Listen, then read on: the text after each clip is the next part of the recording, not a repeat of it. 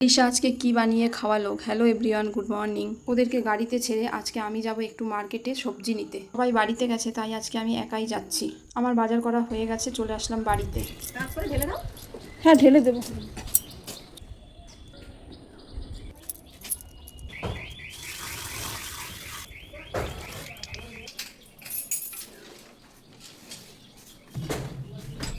সকালে ঘুম থেকে ওঠা থেকে শুরু করে এখন পর্যন্ত যে কতটা ব্যস্ততার মধ্যে দিয়ে গেলাম শুধু আমিই জানি। কিছু সবজিপাতি নিয়েছি আর চিকেন নিয়েছি। ওরা মাছ তেমন একটা পছন্দ করে না, তাই চিকেন আর পনিরটা বেশি খাওয়া হয় আমাদের। আগে যখন কোয়ার্টারে ছিলাম তখন আমার মেয়েরা মাছ আর ডিম একদমই খেত না, বলতো মাম্মা সবাই আমাদের মজাক বানাবে। এমনকি স্কুলের টিফিনে ডিমের কিছুও নিত না। এদিকে আমার সমস্ত কাজকর্ম কমপ্লিট হয়ে স্নান করে আমি এখন পুজো করে নিলাম। মাম্মা আগেই এসে গেছে, রিশারও আসার টাইম হয়ে গেছে। এদিকে রিশা এসে গেছে আর বলছে যে মাম্মা, ম্যাম আমার কানেরটা আজকে খুলে দিয়েছে। কানেরটা রিংয়ের মধ্যে একটু ঝুমকো ছিল, তো সেটা চলবে না বলে খুলে দিয়েছে।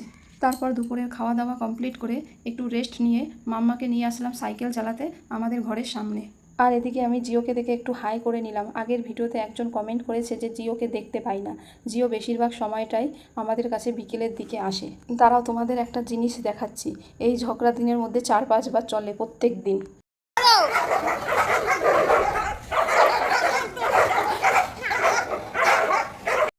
দুদিন আগে বিশ্বকর্মা পুজো ছিল, তো সাইকেলটা ধোয়া হয়েছিল, যার জন্য চেনটা একটু জাম হয়ে গেছে, তো তাই একটু তেল দিয়ে দিলাম।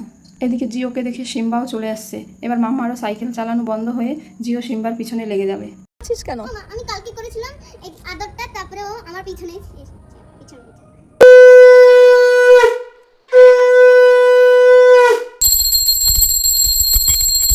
চলো, এদিকে আমার সন্ধে দেওয়া হয়ে গেছে। এবার গিয়ে দেখি রিশা কিচেনে কি করছে। ভালো বানিয়েছো দিদিয়া, জোরে বলো।